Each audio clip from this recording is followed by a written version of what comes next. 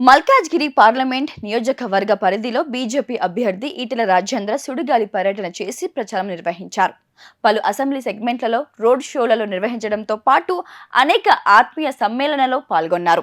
ఈ సందర్భంగా ఈటెల ఓటర్లను ఉద్దేశించి మాట్లాడుతూ ఎన్నో ఏళ్లుగా ఆర్థికంగా వెనుకబడిన వారిని, చేతి వృత్తుల వారిని, హస్తకళా నైపుణ్యం కలిగిన వారికి ఆర్థిక సహాయం, సదుపాయాలు, శిక్షణ, నైపుణ్య అభివృద్ధి మరియు విశ్వకర్మ కుటుంబాలకు మార్కెట్ యాక్సెస్ ను అందించడం ద్వారా వారిని బలోపేతం చేయడం మన మోదీ గ్యారంటీ. దివ్యాంగులకు అద్భుతమైన సృజనాత్మక మేధస్సు, జ్ఞాపక శక్తి ఉంటుంది. వారు అన్ని విషయాలను అర్థం చేసుకుంటారు. ఎన్నికల కంటే ముందు రేవంత్ రెడ్డి అనేక హామీలు ఇచ్చారు. ముఖ్యమంత్రి అవగానే దివ్యాంగులకు 6,000 రూపాయలు పెన్షన్ ఇస్తానని హామీ ఇచ్చారు. ఏ ఒక్కరికైనా వచ్చిందా? కొత్తగా వచ్చిన వారికి ఒక్కరికి కూడా అందడం లేదు. 6 గ్యారెంటీలు, 66 రకాల హామీలు, 420 పన్నులు చేస్తా అన్నారు. ఇప్పుడు రాహుల్ గాంధీ ప్రధాని అవుతారు, అక్కడి నుంచి లంకె బిందెలు తీసుకొస్తా అంటున్నారు. ఎలా నమ్మేది అంటూ ఎద్దేవా చేశారు. ఈ రాష్ట్రంలో నాకు పరిచయం లేని సంఘం లేదు. ఎవడు ఎక్కడ టెంట్ వేసినా నేను వెళ్ళి మద్దతు తెలుపుతాను. వికలాంగులు, మరుగుజ్జులు, విఆర్ఓలు, మహిళా సంఘాలు, ఆశా వర్కర్లు, ఆర్టీసీ కార్మికులు, మున్సిపల్ కార్మికులు, గ్రామ పంచాయతీ సిబ్బంది బాధ ఉన్నదని చెబితే నేను ఉన్నానని ధైర్యం చెప్పి సంఘీభావం చెప్పిన బిడ్డను నేను అనే విషయం మీకు తెలిసిందే కదా. నేను సోషల్ వెల్ఫేర్ హాస్టల్లో పెరిగిన బిడ్డను. మీ బాధలని తెలిసిన వాడిని. పోరగాలమే అయినా చిచ్చర పిడుగుల వలె కొట్లాడినం. అప్పటి నుంచి ఇదేనా పోరాటం. అధికారంలో ఉన్నా కూడా కొనసాగింది.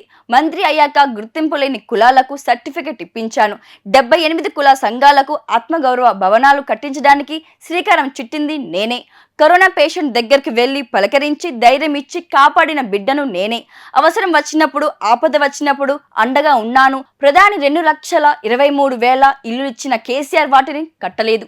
పేదలకు సొంత ఇల్లు కల నెరవేర్చలేని బాధ్యత బీజేపీ తీసుకుంటుంది.